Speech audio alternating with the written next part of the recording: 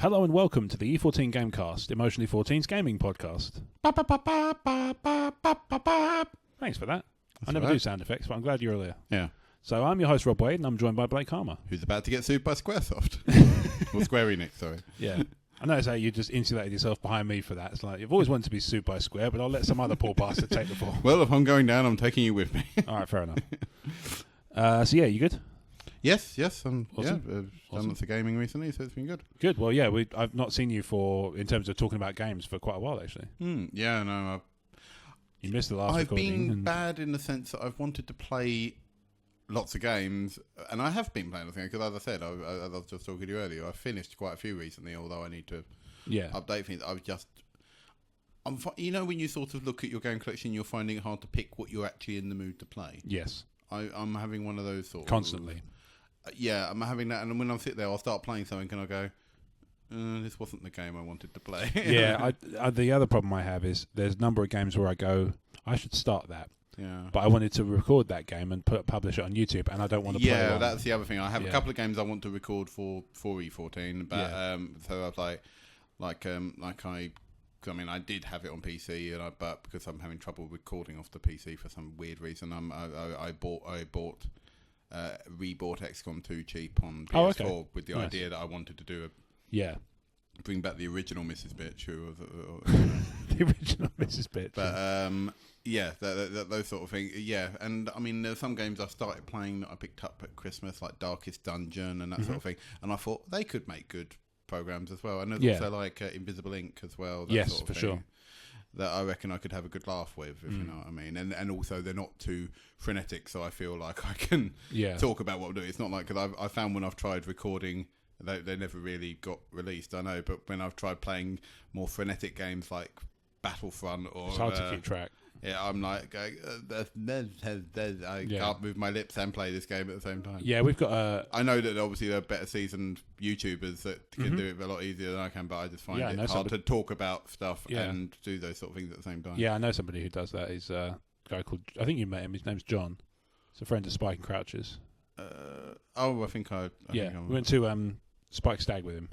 Oh, yes. Big beard. Yeah. Big bushy beard. I know him, yeah. Yeah, he plays Battlefront on YouTube. Okay. Yeah, he's got a channel called Nerd Hall, so you can check that out if you want. Yeah. I'm talking to the listeners as well. Do that. But you do that too. Yeah. I haven't, so I will as well. Excellent. Do it with me. Right. You're welcome, John. Yeah, but no, I get what you mean. Like, half the time I don't know what game to play, and then when I do know what I want to play, I go, but I wanted to record that, and I don't fancy recording, so I'm not going to bother playing it, and it just gets sat there. I've had Deus Ex Mankind Divided on my shelf for months. Oh yeah, and I loved. I bought that. So much. I think I bought that secondhand from CEX when it was like quite a bit. And I've still got the ticket on it, the sticker on it, where it's like showing you how much it was worth. 40 quid. Yeah, it's like £9. Yeah, it's like a tenner in CEX. It's ridiculous. And I don't think I paid loads for it. I think I might have paid like 20 for it. I think. Yeah, same thing happened to me recently with. I just finally had a chance to play and finish Gears of War 4. Okay. And I bought that from CEX for 40 quid, and I can trade it back in for 8. Yeah, that's what I was thinking. It was a voucher, so it didn't cost me. The other thing, I was like, I've not played Mankind Divided, and I was talking to a friend at work because he didn't know what to play next, and I was like, well, you can borrow that if you want. I'm not in any rush to play it at the moment, but but I think probably the trade-in's probably like £2. Probably. That's just crazy though. Yeah. What did you think of Gears of War? I really liked it. I think it was because I'd had just enough time not playing a Gears-like game that I found myself really craving a Gears-like game. And then when I played it, I was like, I'm really having fun with this. Yeah, I enjoyed it. I don't know if I truly loved some of the new troop types. Like, I wasn't that blown away by the robots, for example, at the early starts. I quite liked them. I was glad they weren't... So, spoilers for those who haven't played Gears of War 4, they're not the enemy throughout the whole game. Yeah. If they were the enemy throughout the whole game, I think I would have been very put off. I'd have been bored very quickly if they were the enemy. That's what I think. I felt that they were used enough. Yeah. If they were used any more than they would have used, I would have gone. Yeah. When I stopped using them, I was a bit like, oh, good, something else to shoot. That's why I was happy. Yeah, I mean, it was almost like it would have been like Binary Domain, except without the sort of. I think that's the thing. Factor. It just felt it didn't. I felt like I've played so many games where I shot robots, and Yeah, give me something different to shoot. Yeah, exactly. You want a bit of variety, mix it up a bit. Yeah. So also, especially if their AI wasn't particularly all that. Oh god, some of it was awful. Yeah. But I like the. I mean, some people like really hated on the new characters. I didn't actually think they were that bad. I wasn't really I didn't get as swept up in them as I did with the old characters, and I was kind of glad when they, spoilers again, bring back some of the older characters at the end of the game. I was kind of glad about that because I was like, oh, good, this is what I needed. I quite like the way that game particularly ended as well. So it leaves it open for another one, and it's still definitive. And also, and it was. I thought it was like, it happily left it open for more, but also didn't make me incredibly cross. I felt like there was half a game missing. A bit. Like there's no like massive cliffhanger, but it's like, oh, okay, how does that work? The thing that annoyed me with Halo 5 is that I was like, you could have made this game slightly longer and finished this plot because I don't think there's much more to go. Yeah, I know what you mean. Yeah, Halo. The way Halo 5 ended was like, there's a big battle coming. I mean, why not make that the big battle? Yeah, make that big battle. That's at the end the of last level of Halo 5. It really should be. And actually, it's like, it you better like, get here before the big battle starts. Yeah, and I was just like going, oh, God's sake. Yeah. That's why I was a bit disappointed with Halo 5. I certainly liked Gears 4 more than Halo 5. Yeah, it's not that I didn't enjoy Halo 5. I just felt it was too short. Very short. To the point where I was like, and I mean, you could say, oh, that's a sign of a good game. You liked it so much you wanted more of it, but I was like, no, it genuinely felt like a bit of a rip-off. Yeah, that's the thing. Price. I mean, I don't think I paid full price for it in the end. But, no, me neither. But you could see why the prices for it fell so quickly because it was absolutely, yeah. Because no bugger wanted it, so everyone traded it in. Pretty much, yeah. But yeah, I found like Halo 5 was like short but cool while it lasted, kind of thing. Same as the Gears Order. was an all right length because it's a typical length of a Gears of War game, really. Yeah, Gears felt like a good length of shooter. Yeah, it's like sort of and fine, and I thought it was graphically 6 to 10 hours, I guess, something like that. Yeah, I normally say the average first-person shooter or Gears-like game is like 8 to 10 hours, and I'd say it was about that. Yeah. I think it's probably about that's fine. And it looked very pretty. You're right there. Yeah. I was in places, I was like, wow, that's like this. Epic and the Coalition and all the developers and stuff who do the Gears games always get the most out of Unreal Engine. Yeah. Oh, I mean, I was very impressed when they redid the first one for the special edition. Yeah, it looks incredible, right? I was sitting there going, I knew it was the same game because obviously I played it and I recognised the levels, but I was just like going, wow, they really took their time with this. Gears of War, I remember when I bought my 360, Gears of War was the first game I had, that and Dead Rising, and Gears of War was the first one I put in, and I remember being completely fucking stunned because in my opinion before that I felt like games had sort of could have peaked graphically with Resi 4 and I would have been fine with that. Yeah. And then they did Gears and I was like, I'm no longer fine with that. I want it all to look like this instead. But now. I find some I found with that Gears of War I was like, because you get some remasters and you feel like they're a bit lazy. You know what I mean? They're a bit like what kind of like what? Like you'll play a remaster of a PS3 game or something. Oh and god, you feel like some of they've those done are awful. hardly anything to it, really. Yeah, some of those are awful. But that one they actually took the game, they redesigned it from the ground up. Yeah, really, and they've made it really nice. And and that's why I really like. I know it's not technically a remaster because they changed it enough of it, but. The reboot of Ratchet and Clank on PS4. I still haven't played my copy. I have it.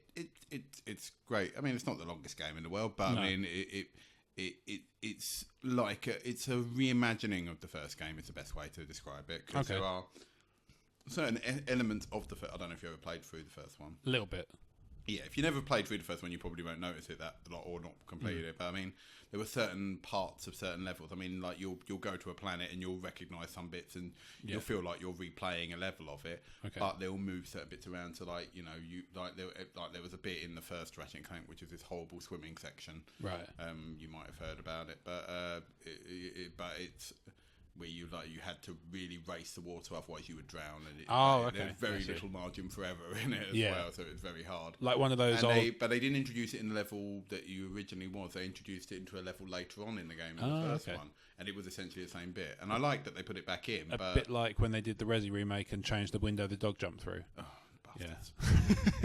but in the same way, but it's that sort of thing. They actually they did it and changed it so that you can play it and you know that you're not.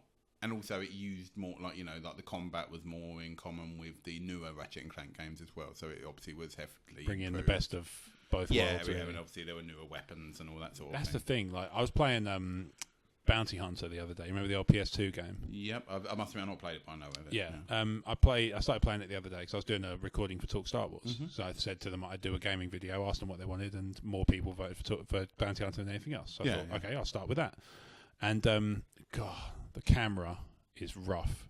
Yeah, I'm sure some games that probably didn't have great cameras back in the day, because obviously they would they would normally get by, if you know what I mean, back in those days. Yeah. But are like completely unacceptable in this day and age. Yeah, it was more like it almost felt like it was, they sort of anchor it to a point where you move it with your stick, and then if you release it, it will sort of slowly find its way back to it's elasticated. Yeah. It's felt like that a bit. It's just quite tough. But it's fun. It's still a fun it's a game. straight port of the game, so it's not it's not like they've tried to reimagine it, I suppose. But yeah, it's a fun game. It still holds up. But it also fun. I mean, because that's the thing. I think I might have mentioned it on a podcast, on a Gamecast a while back. But I mean, I never ever played like the Dark Cloud and Dark Chronicle games. So I picked them up on PS4 and I played Dark Cloud. I gave it a good bit. I mean, I did the first couple of areas, and I did quite big areas, aren't they? And I did stop because I just found it a little bit repetitive. But I could see it's not a game that had aged badly. I didn't think, really. It's simple in places, like the combat isn't particularly strenuous, and but it was still playable and it was still enjoyable. It was just not, a massive. I just think, I've heard that Dark Chronicle is a lot better, but I've never ever. Yeah, I picked up Dark Cloud and Dark Chronicle when they're on sale. I played Dark Cloud to death when I had a PS2, but I never got a chance to play Chronicle. So I'm looking forward to that. I found Cloud a bit, I don't know, just a little bit repetitive. I didn't like the whole getting annoyed when you get to a certain bit because you had to change to a character and that character had a crap weapon and you had to... Oh god, the last bit of the game, the last dungeon, you had to switch every floor. You had to switch characters, and I hated that bit where you do the odd floor with a different with a character that was shit. There's one where it's like you have to get through the whole dungeon with a single character, and it's like it's like the genie, and I've never been upgrading the weapons because who gives a fuck. Yeah, someone told me that you need to upgrade the genie character, otherwise you're pretty screwed. Yeah, pretty much, and that was a problem I didn't realise I had until I got to that level. So then I went back and did it, and it was taking ages. I just got bored and went on to something else. I think I played a James Bond game instead because it was just like shooty, bang, bang. And I find if a game rails you at that point, then this is it. Like, it just kind of put you off, but. Yeah, but I think that what I was saying about Dark Cloud is like it's not aged badly. I just think it was of a simpler time, if you know what I mean. But back in those days, it wasn't so. We had fewer kind of. And I know I keep saying back in those games, I'm only referring to like early PS2, but still a while ago. Like I know gaming has come a long way more than that, obviously. But tech's come leaps and bounds in that time, Yeah, but when we're talking about Dark Cloud was a long game as well. If you're willing to put the hours in, I must have sunk hundreds. I think that was the thing. I enjoyed it, but because I found the dungeon exploring a bit repetitive, I was like, I don't think I can do this for the many hours that I hear this game is. If you know what I mean. I used to just stick music on and just play Dark Cloud for hours and hours and hours in my bedroom. It might be better if I'd stop music on, because I think the actual music itself is actually quite jarring after a while. It can be, especially the stuff where you're rebuilding the villages, which is a nice feature. Oh yeah, the music is infuriating. Yeah, and most of the time. the I think it's the first character that joins you, like the little girl. Oh yeah. Well, it's a bit like her noise every single attack, where she just basically goes, and it's like because all cat can hear in the other room is me spamming the square button attacking this monster because she only does like 3 damage or something really bad. God, and she's like going, "Are you all right? Are you watching Japanese porn?" Yeah, basically, I was like going. No, sort of. I can't tell. Like it's almost like just change the note. Yeah, Just yeah, I played that one to absolute death. Normally, I can recall the music I listen to with a game because, for some reason, it creates a certain sort of connection. A memory of doing something. Yeah, but for Dark Cloud, I can't remember what it was. I'm guessing I just switched between a few different ones. Yeah, probably Travis as well as I listened to a lot then. But who knows? I find I don't tend to listen to music a lot with playing games just because I think I like to get immersed in the game, if you know what I mean. I mean, I could do, like, if it was a simple thing, like a puzzle game or something, I probably could do a music with. But But I think because I tend to go with games that have a plot and stuff like that, even if it's a batshit insane plot. Like, I mean, I'm playing Nioh at the moment. Yeah. And, I know Joe put up a review not that long ago on the E14 website. Yeah. But I found, I must admit, I'm nowhere near completing the game, but I must admit, I'm just finding that I'm not caring about the plot. Okay. It just seems to be a series of events, and just so you can go to the next area to kill more monsters, basically. Right. It doesn't sound like a particularly interesting narrative. Yeah, it's not like, as I said, it's like Joe said, it's not like Dark Souls where there's a hidden story, but you got to sort of make your own connections with it. Yeah. It's not like cleverly told or anything like that, and it's not this barren world. It is just like, because it's mission based. It's like, you've done a mission, now for a cutscene. Yeah. Oh, it's Japanese, so there's that, right? Yeah, and also it's made by the same people as Ninja Gaiden and stuff like that. So everything's horrendously overacted in places as well. Yeah. And oh god, I was playing Ground Zeroes this week. Oh yeah. And speaking of like horrendously overacted and long cutscenes, I don't know what you're talking about. Metal Gear Solid has never had a history of long cutscenes and horrendous overacting. Yeah, the Metal Gear 5 one. Bearing in mind it starts with a 5-minute cutscene, I feel like that, and it's like an hour game, or it took me an hour to play. Yeah. At least. Oh, yeah. It's not long. It's easy enough. You got to some find side both ops the and people stuff. and get. Yeah, there is more to it. I must admit, I didn't really bother a lot with the extra It side. said I that think completed. I messed about with some of it. Like, I mean, I think it's a nice little play box because it's like, oh, what happens if I jump in this Jeep? And all that sort of thing. It's got. I think it said I'd completed 8% by doing the story. So there's clearly a lot of stuff to find. Oh yeah, there's a lot of like side quests, but I just like. I think I played it not that long before 5 came out anyway, and I think I just went, I'll wait for 5. I realised when I played it the other night and completed it that I'd done it wrong the first time, so I didn't actually follow the instructions. So it says like go to the prison compound and find Chico. Yeah. And I went the wrong way and found Paz. Oh, okay. So I found Chico first and then found Paz. Yeah. So when I finished it, I eventually got to Chico then Paz. But I did. No, it might have been Paz easier first. for you to do it that way, maybe. I didn't realise what I was doing. I was just kind of bumbling. You're just snake dicking around in a base. Yeah. Dick around. Oh dear. Dick in gear. Grind your gear. Yeah. But yeah, it's really good. I'd say the way I described it to you, I think yesterday when we spoke, was it's short, awesome, and gorgeous, like Alexa Bliss. Yeah. I suppose a similar one, which I'd say is short, beautiful, but that would be Ryse, that I played recently. It was part of Games of Gold. Stunning game.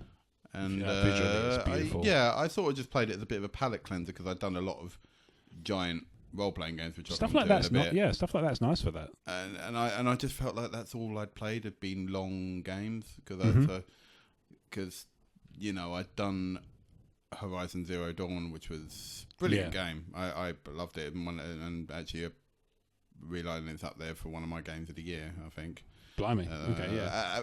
At the moment, obviously, I know it's still early days yet. So, yeah. But I'd say that's quite up there. But the other thing is I've also bought a Switch. Nice. And I've played, obviously, Breath of the Wild. And of course. Is that amazing? That was one... Because that's the thing. I love games with really engaging storylines, and I liked Horizon Zero Dawn. Not to give any spoilers, because I feel that's half the adventure of it. But I think the whole of why the Earth the way it is in that game and that sort of thing. Yeah, and, please and keep unearthing the mystery. Oh yeah, no, don't please worry. keep it to yourself because I've got a copy and I want to play it at some point. Oh yeah, no, I really loved it. Like to enjoyed it. All the 40 hours of it I played of it, and I thoroughly enjoyed it all the way through. And I loved the story unveiling as it did, and I thought it was just a genuinely excellent game. Nice. Look forward to it. With Zelda, I loved it in a different way. Okay. Because obviously the problem with Zelda has always been the problem I've generally had with Zelda is that the plot's fairly on the nose, if you know what I mean. Yeah, I get what you mean. The opening cutscene of that game, where once you've done the initial tutorial, pretty much is the plot of the game. Oh, okay. Right. Giant monster, you got to rescue Zelda. Business as usual. Go and do these things to prepare yourself, and then go and beat the shit out of it, basically. Yeah. And it's fairly straightforward on that point. However, where the game is a lot better is obviously is in the level design. It's got a lot of it. Borrows a lot from lots of different things. Like it's got elements of Minecraft. It's got elements of Dark Souls in the sense like some of the combat is a bit harsh. Yeah. And obviously, I did find I know a lot of people whinged about like the weapon durability in that game, but but then I played Dark Cloud, so I'm all right. Yeah. I'd say it was annoying in that regard, but I must admit it's annoying in the early part of the game. When you actually get later on and you start getting better weapons, it doesn't matter so much. You know, and also I think you get a collection of after a while you get yourself a collection of several good weapons. Yeah, that it doesn't really become an issue because if one breaks, you just switch to the next good weapon. You know, makes sense. It's not. How do you like the Switch generally? I must say, of the people in the podcast group, I did not expect you to be the first to get one. No, and I know I'm not really a Nintendo fanboy. I was just interested in it. I thought if it's the first Nintendo console I'd genuinely be interested in, that I was like, I want to get one. And once again, it prints money. Yeah, they're selling quite a few. Oh, yeah, and I mean, I do see why some people whinge at the fact it's printing money because they seem to be like, oh, Nintendo fanboys, they'll just buy anything with it printed on. And I want one. I think it obviously needs more games. Yeah, I did think that was a worry even when I bought it. It don't got no games. But no, I mean, but the games I've played, the games I've bought specifically for it, I've actually intentionally bought games that I thought are unique to the system. So obviously I've bought Mario Kart and I've bought Zelda. Breath of the Wild, that. You mean unique to Nintendo, right? Because Mario Kart is on Wii U. Oh yeah, I mean, obviously I bought the Nintendo technically exclusive stuff. Yeah, but also I bought games that I thought would suit to get the console better. Like I mean, take Puyo-Puyo Tetris for example. Okay. That is a game that's come out on multiple platforms. It is a puzzle game, really, at the end of the day. Yeah. But then I was like, well, at the end of the day, the way you should see the Switch is that it's a handheld console, really. In many ways, that you can plug into your telly. You can upscale to the TV, and you can, and obviously you can take off the handhelds, and you can easily play 2-player on it because obviously the controller turned into 2 controllers. Yes, I did find, actually, considering that you'd expect I would have problems with the size of the Joy-Cons, I actually found them quite comfortable. Yeah, I playing Mario Kart with the single Joy-Con, I actually thought was really fine. You haven't got the Jack Skellington hands like me. No, I was just like that, slight claw, but it's not. I didn't think it was uncomfortable. I was sitting there going, "Oh, this is going to be bad." Yeah. I think the only thing I found if I had one gripe about it, and I don't know if it's the same on the Wii U because obviously I never had a Wii U, is that I'm so used to obviously the Xbox and the PS4 with X or A being the confirm button and like circle or B being the cancel button, and it is the complete opposite on the Switch. Ah, yes. So the A button, so the right button is the confirm button, and obviously the B button, I think it is, which is the X button. Yeah, and that took me ages. The amount of weapons in Zelda I threw on the ground the moment I come across a monster, it is amazing. I've done that a few times. I did it in Dead Rising 3, which I finished the story mode finally finished it recently. I would accidentally throw weapons at zombies because I forgot that melee is X, not right trigger. Yeah, and I'm used to. I was going like I was finding certain things. Yeah, I was finding like, oh god. I mean, navigating the menus when I first got it took me ages on the Switch because I kept pressing the wrong button. It was no fault of it. You know, it wasn't that it's just no fault of the console. It was my bloody memory, muscle memory messing about with me. And it didn't help that when I finished Zelda I went and took a break and played Ryse, and obviously when it said press A to do this, and I was like going B. Yeah, it's not very forgiving in that respect. And I was like, I'm a Roman. Maximum Dominant Gladiator. So I was like, I can't block anything because I keep pressing the wrong button. Yeah. So, but yeah, I played that, and I tell you what, there's a couple of games I've played recently that I absolutely bloody love. Infamous Second Son, even though it's short. I really liked it. I thought it was So great. good. I loved the changing of the powers. And I the evolution love of that. I thought the smoke power at the beginning was brilliant, and obviously when you Neon. Neon's so great. it's beautiful and to it's watch a very pretty game as well. Yeah, And I loved, like, you know, that a lot of it's destructible. Like, you can blow up the towers, and like, the bridges, and that, like, the walkways that the guards are on. And though that does bring back a weird memory. Speaking of audio that you associate with it, one weekend I was playing Infamous Second Son, and Jen wanted to listen to something, but I was like, "Do you want to put music on or something?" She said, "No, put an audiobook on." So we were listening to "The Murder of Roger Ackroyd" by Agatha Christie, read by Hugh Fraser, while I'm going. Whooshing into vents. Oh, Mr. Poirot. I thought that if I had one minor gripe, and did you? It's short to do 100%. It's short. It's easy enough to do 100%. Yeah. I mean, I platinumed it. I don't think I platinumed it because I didn't do the bastard playthrough. I did the good guy playthrough the first time. I think if I had one gripe, and spoilers to a degree, although I know it's a fairly old game now, I didn't think the bad guy ending didn't worked. What happened in the bad guy ending? I don't know. It just didn't feel like it felt like you were meant to play through the good guy ending, because it felt the ending of the game. I can't really remember it because I think it's pretty unremarkable. But it was just like the bad guy ending felt a bit forced, if you know what I mean. Right. And I was sitting there going, while the good guy ending felt like it wrapped up nicely, if you know what I mean. There's no resolution as so much. Yeah, the bad guy ending seemed to be like, I'm evil now. Yeah. I'll go back to my home and be a dick. Basically, I think that's all that happens pretty much. Yeah. I don't know what sort of happens in the good guy ending, but obviously there's a bit more resolution in that. Yeah. I went on from that to Attack on Titan Wings of Freedom, and that game is fucking superb. Oh, I've played a bit of it. I need to go back to it. Oh, I loved it so much. I played like the first few chapters of it. It's basically the same level. It's you know, the same take every level. You know, you're swinging around the city killing titans. But it's so much fun. Oh, it looked like a simple game. It's visceral. It's ridiculously over the top. It's wonderfully kind of eccentric. From what I've played of it, it's done exactly what I wanted it to be, which is basically make you feel like a badass on ODM games. Yes, you really do. So, and that is fine. And I think it's also, you know, to be a variation on the Dynasty Warriors mold is also good as well, because it uses a similar engine, but different. Plays completely differently. Which, yes, it probably does get a bit repetitive still, but it's not like button mashing. There is actually an element of skill to timing the strikes and all that sort of thing. Yeah. Dead Rising 3 I mentioned that. Yeah. The last level was fucking infuriating. The bit with the military commander on the platform, and you keep having to get on, falling off it because he knocks you off all the time. Yeah. I think I just shot him in the end. I shot him a few times, and then I had a sledgehammer with grenades on the end of it that I just hit him with over and over again. Okay. Yeah. Then I finished that, and I decided to play something completely different. And I thought, you know what, I've had enough of zombies. I'll play Wolfenstein: The Old Blood. So that's a great game, by the way.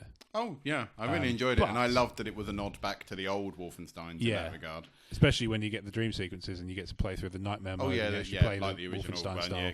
With with new guns, though. Yeah. I like that a lot. And wonderful game, but Jen said to me in no uncertain terms, the next game you play can't have zombies in it because this is getting ridiculous. Because I went from Attack on Titan, where they're all kind of shambling things that just eat and move, Dead Rising 3, and then finally to Wolfenstein Old Blood. So when I went to Gears of War 4, like, at least none of these are zombies. Yeah. But those are the games. The thing I think I sort of did in open world games when I did Horizon followed by Zelda, to be honest.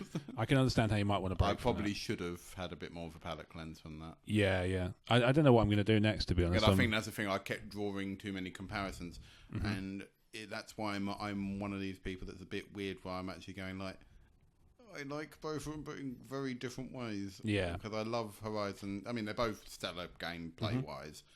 I love Zelda for the exploration side of it, and you know, it does feel incredibly epic, and there's lovely bits of exploration and all that, and it is, even though it's more cartoony, it's still a very pretty game. Yeah. You know, because you get those people going, oh yeah, but not the HD and specs and all that crap. Yeah. And I'll go like, who cares? Yeah, no, it's still a very pretty aesthetic game. Yeah. You know, I say yes, Horizon's very, you know, that's also graphically amazing, but in a completely different way. That's more PS4 going hooah, and you know. Why does the PS4 PS4 Pacino Pro? That one's like trying to push the PS4 to its limit. It's a bit like Uncharted 4 did, and that. I mean, I think the prettiest games I've played on the PS4 so far are actually Horizon Zero Dawn, Uncharted 4, and probably Final Fantasy 15. Okay. I saw something the other day that was optimized for PS4 Pro. I almost bought it. What was it? It's driving me up the wall now. I think it was Nioh, actually. I think that's supposed to be optimized for Pro. Yeah. I mean, did quite fancy it when I saw the price. But I find those sort of games never are the best graphics and all. I mean, they're not bad. I'll wait for a price drop on that one. I think I saw that. I think it was the price. I think CX is already coming. It's coming down a bit. I think it's gone down to like 30, 35 now. Yeah, it can come down a little more for me. One game I want to get, but for some reason I can never seem to find it second hand because I'm waiting for the price to come down. Is Nioh Automata. Yes, I've heard that. I've heard very good things about that, and I've seen a couple of people playing it, and I really want to sort of give it a go. Yeah, but I never see it in like CEX, or I never see it, going cheap or something. So I was like, I saw it's recently been put onto the digital sale on the PlayStation Store for like 35. Yeah, and that's kind of tempting. And I was tempted by that, but I was like, yeah. Otherwise, those are the games I've been playing. I've not got any plans, concrete ones. I've been playing a bit of FIFA. Okay. Because it's got that journey mode, like the career mode. Okay. And it's really good. It's really good. You play. It's basically the Be a Pro mode that they used to have in previous games. Yeah, it's got more an ongoing like story mode, like cutscenes and stuff in it. Yeah. I'm not a FIFA player. So cutscenes that kind of adapt to what you do in the game at certain points. So like. The story is basically you're a kid from a sort of council estate in London who gets to play for a Premier League club, and it's all about sort of your rise to stardom and like how you're certain but it's like there's a bit where your teammate's doing better than you and you've been loaned out to a championship club and all that sort of stuff, and it's all about just kind of how the players cope with that sort of thing, and it's like designed to reflect the kind of the struggles they face when it comes to the sort of quick fame and stuff. Yeah, like the sort of effects of superstardom quickly and things like that. Yeah. And I get the impression from I haven't played very far into it, but I get the new drug section. No, test the steroids. Yeah, they don't do like a training drill where you shoot up at the end. You've earned some crack. I finally got a copy of Rocket League because I didn't realise this at first, but I forgot because it had been so long that my copy was tied to my Plus account. Yeah. So when it lapsed, I went, I'm not going to miss any games. Oh shit! Because it just had a big padlock on the thing. To be fair, it's not exactly an expensive game. It is. Yeah, it was on a deal for the game of the year for like 12 quid. Version for like 12, 15 quid. Yeah. I think it's 20 at a normal price, and then it's like this goes discount every other month. It seems. So I did that, and I finally have a copy again. So I played some the other night, scored a fucking belter of a goal. I'll show you it later. Okay. Yeah. But yeah, it was just one of those wonderful ones where it's like 10 seconds on the clock and you just do this beautiful, it's this wonderful move that's just... And I was pleased because I was playing against All-Star AI as well because I'm not usually very good against that. Yeah. I mean, in terms of like these other palette cleanser-y type games that I thought are nice to dip in and out on an easier Rocket League's good for that. Rocket League is very good for that. Yeah. And also because I said I want to try, because now I'm playing Nioh, which I know is another longish game. I sort of want to play some things that I can, I know I can easily stick on 15 minutes. I mean, my normal fallback for that is something like Resogun, which I'm very bad for doing. Yeah. And I mean, I've not tried it yet, but I've heard good things. This month's PlayStation Plus with Alienation, which is a spiritual sequel to Dead Nation, which I want to play. Oh, nice. Yeah. But I've not got round to it yet. Yeah, I've let my Plus lapse a few months ago, and so far there's not been a game that's been announced that grabbed me enough to make me sign back up. That's been the only one that's truly grabbed me that I want to play, but even though I haven't had time to actually do it as a time of recording. But I mean, like, Tales from the Borderlands is a great game, but I've already had it. Yeah, I already had it. I haven't completed it. I've only done episode 1. I can't even remember what last month's games were, really. The only one I Drawn to Death or something? Huh? Drawn to Death? Oh, yeah, which I'd never played. I'm not a big online gamer anyway, but I'm sure it's fine. It's made by David Jaffa, so I'm sure it's fine. I'm sure it's competent. Yeah. He seems to know what he's doing. Yeah. That guy will go far. Yeah. He's not a bad guy if the guy who did God of War and Twisted Metal. So yeah, exactly. He's got a relatively good pedigree. Yeah, exactly. I did a quick speedrunning game called 10 Second Ninja X, which was part of the PlayStation Plus last month. Okay. But it's a simple indie game really, but it's basically you're a ninja, you just got jump, sword attack and shurikens basically. Okay. and it's basically a puzzle game, really. It's basically how quick can you speed run killing all the robots in 10. You have 10 seconds to kill them all. Yeah, and you can normally fairly do it in 10 seconds, but to actually get the star ratings, you need to do it very fast. So it's a bit like a much faster half-minute hero. I suppose in that regard, I've not really played Half Minute Hero, so I can't really compare it. Yeah, it's probably quite a bit different. It seems to be a bit like, but it's got that sort of trials element to it where you press a button and you can restart the level. So if you perfect, it's great to it's got that one more go mentality of I can do it faster. I can do it this time. Yeah, sort of thing. So it's got that. It's quite addictive in that regard.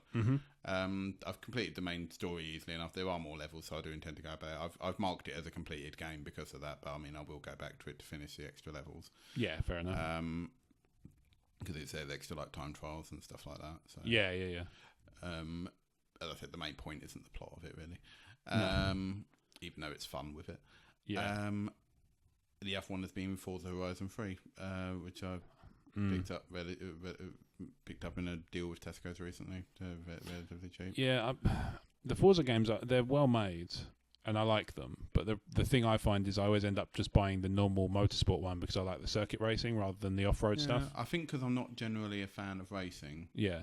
I love games that are more arcadey. Yeah, and Horizon's definitely good for that. Yeah, and that's why I thought Horizon was more my cup of tea when I played it, because I was like, when I played the demo of Horizon 3, I found myself drawing comparisons to like this. I'm not a big fan of the open world racing because I must admit I never really liked that of Burnout Paradise. Yeah, but parts of it, some of the stupid shit reminds me of the older Burnout games and stuff like that, or even like more arcadey games like Outrun and that sort of thing. I mean, because as I said, I'm not a big racing guy, and I thought it's a good game that I can stick on for a half hour, complete a couple of races or whatever, and then go and do something else.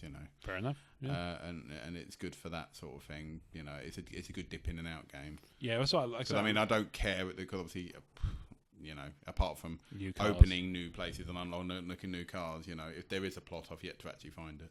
No, I don't think there's a plot in Horizon 3. It's certainly not a detailed one. No. Yeah. So is there any other ones, or should we wrap this up? I've got games I've picked up but not got around to playing yet. Yeah. As I said, apart from my copy of Deus Ex, just collecting dust. We played a bit of tabletop recently, haven't we? A bit of Heroclix. Heroclix I've been enjoying lately. Handed my ass to me. Heroclix. In fact, your mic is positioned on my team from last night, which is a metaphor for which how badly they did. Basically, imagine the mic is your foot, and the team is my team. Yeah. Apart from that, the only other games I've really played recently, I must admit, I've been quite bad on the board gaming front lately. But I mean, Marvel Legendary.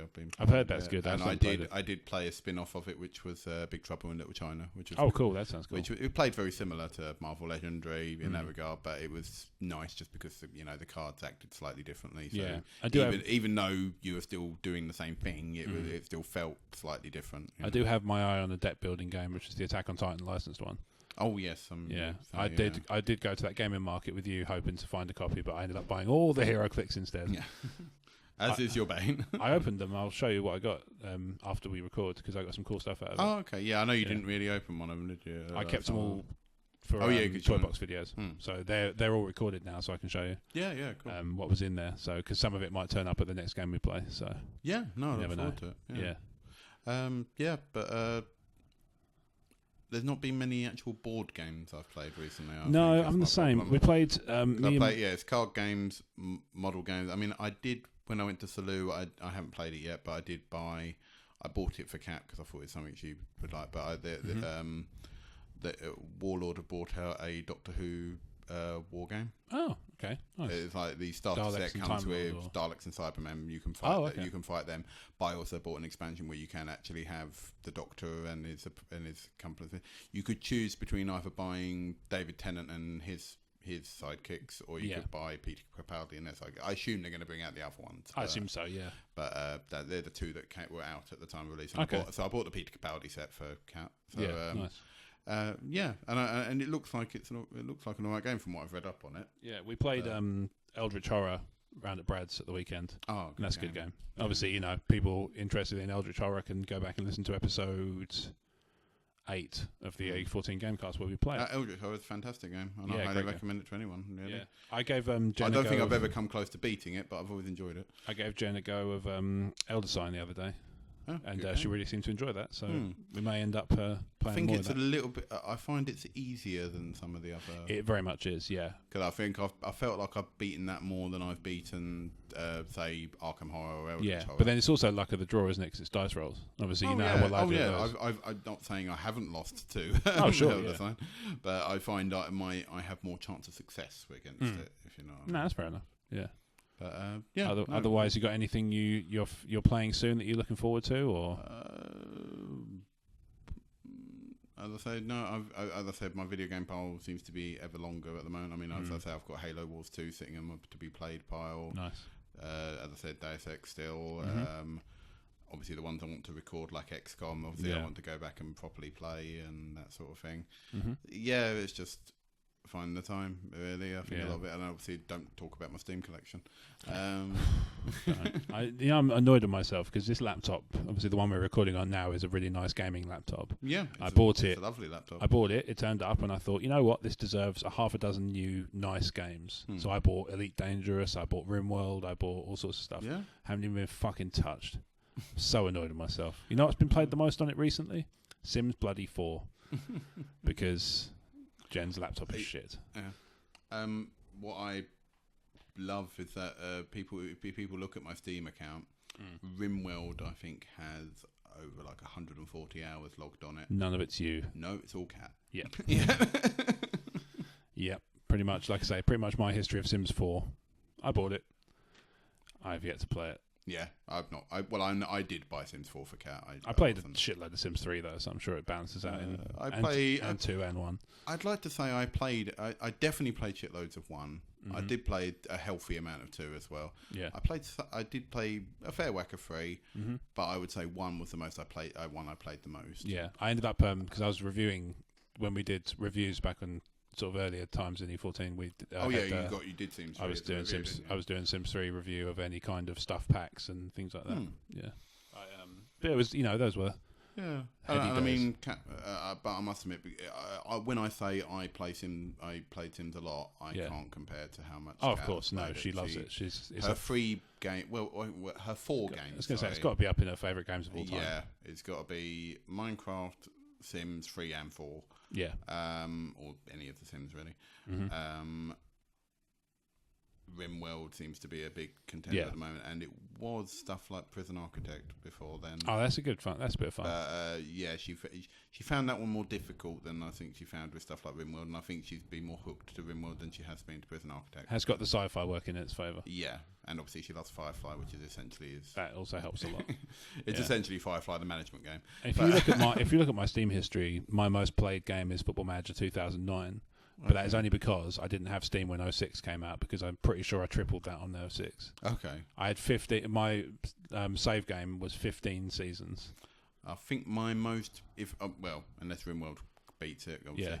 I think my most played Steam game is probably Dawn of War 1, because I've played skirmish mode so many. It's something I'm like, I've got half a kill. I'll play a quick skirmish. That's another one I played a lot of, is Rise of Nations. But before they did it on Steam, I used to have just a disc copy. And I played hours and hours and hours of that in my flat when I was living in France. I was going to say, I think that's that Dawn of War on my Steam account now. Obviously, I had a disc copy of Dawn of War before that. Yeah, when I lived in France, I had a flatmate who, like a corridor mate, because we were living in a boarding school. I had a corridor mate who was Spanish, and we both had Rise of Nations. We both bought it in France just from the sale. He had a copy, and I watched him play, and I was like, I like this. It looks like Age of Empires. And so I went home at Christmas and bought a copy for myself, or next time I went home or whatever, I bought a copy and brought it back with me, and we would just play. We wouldn't even be playing together, like networked or anything. We would just sat in, playing and talking. One would come into the other's room with their laptop, and we would just sit, drink, play games, and just chill out and chat. It was fucking wonderful. Best times of my life. Some of those. Yeah, obviously, don't get me wrong, my life's pretty fucking great now, but like those days were good fun. Yeah, awesome. Yeah. But anyway, on that note, I think it's probably a good amount of time. Have we done our What's Up in Gaming? It's also getting late and my eyes are starting to glaze over. Yeah, so no, that's fair as well. Yes. Well, thank you very much for listening to the E14 Gamecast, episode 24. If you've enjoyed the E14 Gamecast, you can find us on iTunes, YouTube, Stitcher, and other podcasting providing services that use the same sort of URL, so you can find us in certain podcast directories. Please like, share, subscribe, leave us a also review. If you have any particular topics you want us to discuss on the Gamescast, don't hesitate to contact us. Yes, as well. Indeed. And also send us what games you've been gaming. We're interested to hear that, and also we're interested to hear your opinions on some of the games we discussed. Maybe you think Breath of the Wild is a crock of shit or something. You might well do. I think you're probably quite different to the majority of people, but but hey, that's you, and more power to you. Yeah, exactly. But we're kind of we're evangelists for the medium, so we're not going to tell you what you're doing is wrong, but we might not necessarily get it. Yeah, and that's fine. And Demon's Souls for me. Never got that. I didn't. That never grabbed me, that one. No. Although I must admit, I don't think I truly gave it. I like Dark Souls. What I played the Dark Souls, I enjoyed. I liked Bloodborne a lot when I played that. I think my thing with Demon's Souls is I never gave it the chance it probably should have had. If you know what I mean. Now that I've played the older one, the newer ones, if you know what I mean, because the only ones I've played a bit of 1 and 2 of Dark Souls, but the only ones I've beaten are Bloodborne and Dark Souls 3. And obviously I'm working my way through Nioh at the moment. But yeah, I felt like when I first played Demon's Souls, I played it for a bit, and I was just like, didn't grab. I think I just got bored. I don't think I didn't feel like I was dying a lot or anything like that. I just felt like I wasn't that bothered walking around. It might have been that I just got lost in its world and didn't really know what I was meant to be doing. Yeah. But speaking of Blake being overwhelmed in a world that's rather large, where can they find you on social media? You can find me on Facebook, where I like to sort of squander my life. Can people follow you on Facebook? You can do if you like. I have no problem with that. Cool. We'll set you up a fan page. Yeah, maybe I should set up a fan account, or maybe I should use my Twitter account more. Maybe. What's your Twitter account? My Twitter account is @fucksakeblake, as you can find. Nice. You can follow me, but I do advise that you heavily read the description of the page before you follow me. Yeah, just keep that in mind, just for the sake of not being disappointed. Yeah. Cool. So you can find me on Twitter @RobWadeVision, and you can also find the E14 Gaming channel on YouTube. There's not a lot there, but we'll, hoping to change that in the near future. As I said, I think this if there's an episode to show us one thing, is that I think I feel quite apologetic that I should probably be recording more for the channel. So it goes.